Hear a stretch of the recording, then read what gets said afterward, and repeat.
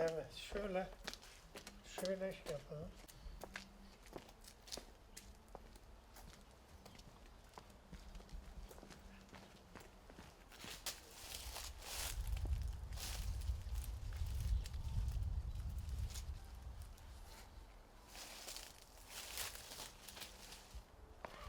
Hadi bakalım.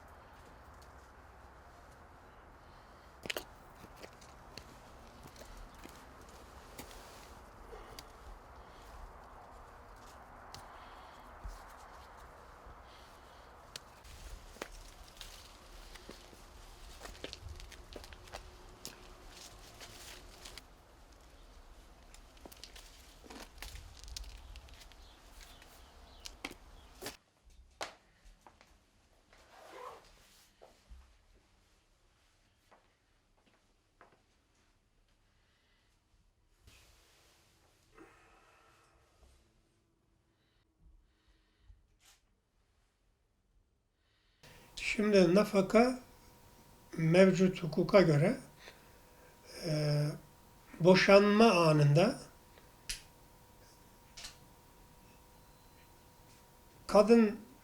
kadın kısmına verilir. Yani ailede kadın kısmına ve çocuklara verilir. Ve bunun da maalesef şimdiki haliyle belli bir süre tanınmamış. İcabında kadın ölünceye kadar kocasından nafaka alabiliyor. Tabii bu uygulama yıllarca gelip süren bu uygulamanın tatbikatta pek çok sıkıntılar olmuştur. Mesela kötü niyetli olanlar kocasından boşanıyor ama gidiyor bir başkasıyla yaşıyor. Kocasından devamlı nafaka alıyor, para alıyor. Tabii adil bir uygulama değildir. Bunu kabul etmek lazım. Ve bizim milletimizin karakterine, yapısına da uygun bir uygulama değildir.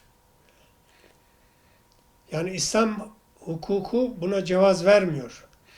Evinin hizmetini yapmayan, kocasının yanında bulunmayan, onun işlerine iştirak etmeyen kadının kocasının bakma yükümlülüğü yok. Biliyorsunuz İslam hukukunda kadının çalışma zorunluluğu yoktur. Kocası onu bakmak zorundadır. Bütün geçimleri kocasına aittir. Ama kadın erkek eşitliği diye bir fesat, bir fitne sokunca araya kadını ayağa kaldırdılar. Şimdi ne yapıyor? Hem çalışıyor, hem gidiyor başka biriyle yaşıyor, hem kocasından yıllarca nafaka alıyor. Peki almaması mı lazım? Ha, bir de o var yani. Almasın mı? Boşandığı zaman mağdur olmuşsa, sıkıntıya düşmüşse nafaka almasın mı? Yardım almasın mı eski kocasından? Evet, şimdi bunu eğer elimizde olsa bunu şöyle yaparız. Yani yeni bir düzenleme imkanı elimizde olsa bunu şöyle yaparız. Tabii bizim düşüncemizin ilkesi İslam hukukudur. Hiçbir zaman bunun dışında başka bir şekilde düşünme imkanımız yoktur. Biz Müslüman olarak, ilke olarak İslam hukukuna göre düşünürüz. Şimdi boşanma halinde şayet çocuklar mağdur durumdaysa veya geçinmeye muhtaçsalar, baba bunların nafakalarını temin etmek zorunda. Ne zamana kadar? Rüşt yaşına kadar. Rüşt erinceye kadar. 2. Boşanmada eğer erkeğin kabahati varsa, yani kadının bir kabahati yok, bir ihmali bir şeysi yok. Erkek evine bakmıyor, evine gelmiyor, evini geçindirmiyor. Yani bu sebeplerle bir boşanma olmuş da kadın mağdur olmuşsa buna tazminat ödeyeceğiz. Mağduriyetini gidereceğiz bunu. Mutlaka bir şeye yani kadı diyelim, İslam hakimi buna bir karar verecek. Yoksa hadi saldık seni git filan, o da doğru değil. O da yanlıştır. Ama kendi kabahatiyle, kendi kusuruyla boşanmaya sebebiyet verdiyse, yani diyelim aile hayatını çekilmez hale sokmuş. Üstelik de boşalmış ve gayri ahlaki bir hayat da yaşıyor. Buna nafaka ödemenin hiçbir mantığı, insani bir tarafı da yok. Yani adaleti bir çizgide tutmak lazım bu nafaka konusunda. Bugünkü uygulama külliye yanlış. Bunu bir defa kaldırıp bir tarafa atmak lazım. Bu bünyemizde hastalığa, alerjiye sebebiyet veriyor. Bugünkü uygulama.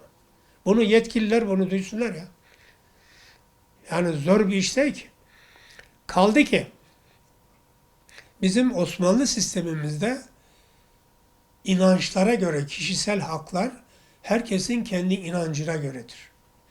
Hristiyan kendi hukukuna göre mirasını taksim eder, evliliğini, boşanmasını, evlenmesini kendi hukukuna göre yapar. Kendi şeyine göre. Yani hatta bunu mezheplere göre de şey yapmak lazım. Bir zararı yok. Taraflar razı olduktan sonra boşanmada, mirasta, mal bölüşmede taraflar razı olduktan sonra getirip de İsviçre medeni kanununu gözüne dayatmanın bir anlamı yok ki. Hiçbir anlamı yok. Yani yeniden bir reforma veya inkılap mı deriz? Bu medeni kanunun değişime ihtiyacı vardır. Eskaza bir evlenme işlemi yaptık, evlendik. Getirdik evimize bir şey koyduk. Zehir zemberek. Bunun kahrı çekilmiyor. Aile sorumluluğu taşımıyor. Saygısı yok. Ailene saygısı yok. Boşandık. Ben buna niye nafaka ödeyeyim ki? Yani bu da erkeğe adaletsizliktir yani. Bu da kadın hakkı falan koruyacağız diye burada da erkeğe adaletsizlik oluyor yani. Akıl var, yakın var. Bence Yargıtay'ın o kararını irdelemek lazım. Yani başka sebepler mi var orada? Böyle olmaması lazım. Türkiye, Müslüman ülkeler, sadece Türkiye değil, yeniden bir reforma gitmeleri gerekir. Yeniden bir silkelenme gerekir. Yani bir asırdır bizim canımız yandı. Ne aile kaldı, ne çoluk kaldı, ne çocuk kaldı. O bakımdan ama şimdi demokrasiyi getirip araya sokunca iş karışıyor. Efendim, rey verecek, iktidar kazanacak, o iktidar da bu yapıya uygun olacak, kalkacak, değiştirecek. Başka türlü değiştirmiyorsun. İşte ben şimdi Çamur Demokrasi diye bir kitabım da hazır. Onları şey ettim, işledim yani. Bu demokrasi bizi zehirledi. Bizim Osmanlı gibi dünya çapında akla, fikre, hürriyete, adalete yer veren başka bir millet gelmemiştir. Sen bunu batır, denizin ortasında, getir gavurun şeyini, Fransa'dan bir kaşık, İsviçre'den bir kaşık, İngiltere'den bir kaşık, İtalya'dan bir kaşık, yamalı bohça hukuk yaptın bu millete. Bu yürümüyor kardeşim, bu değişmesi lazım. Kendi kaynaklarımızı araştıracağız, inceleyeceğiz. Uzmanlar bir araya gelecek. O arşivler ne oluyor? Tek bir şey yapın. Osmanlıcayı mecburi ders olarak okut. Onu okuttuğunuz zaman bütün her şeyin önü açılır. Bütün mesele Osmanlıca'da. Tarihimiz orada tutuyor. Senin tarihi, benim tarihim, Ermeninin tarihi, Rum'un tarihi, hepsinin tarihi Osmanlıca'da. Osmanlıcayı öğrendiğimiz zaman, Osmanlıcayı öğrendiğimiz zaman zaten ben Kur'an okurum. Öyle mi? Bütün şeyleri, İslami şeyleri okurum. Ya dedemin gider meşet taşını okurum ya. Onun zevki bana yeter ya. Şimdi dolayısıyla Bugünün aklı selim hukukçularına tabii büyük görev düşüyor.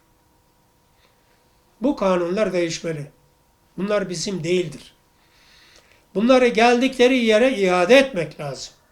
Biz o kadar geri zekalı da değiliz, aptal da değiliz. Biz kendi kanunumuzu da yaparız. Kendi idare şeklimizi de kurarız. Kendi adaletimizi de tesis ederiz.